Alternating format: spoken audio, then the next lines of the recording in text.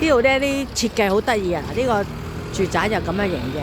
而家我哋去參觀嗰個方塊屋，呢個就係方塊屋啦。跟住呢個叫鉛筆屋，嗰個叫水管屋。水管屋係圖書館，方塊屋同埋鉛筆屋咧都係住宅，仲有嗰個係民宿嚟嘅。咁啊設計就好特別，係荷蘭嘅。方塊屋咧就得兩嚿係大嘅啫，其他咧嗱呢啲有兩嚿尖嘅係大嘅，其他嗰啲咧就係細嘅。而家行近咗嚟個方塊屋，嗱咁樣係一嚿嚿，好似扭計式咁樣。呢啲係住宅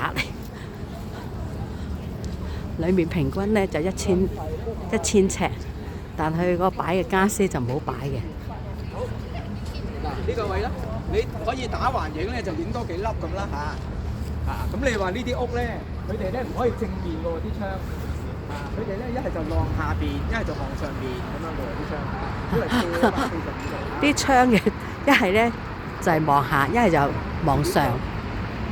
嗱，我哋咁樣睇。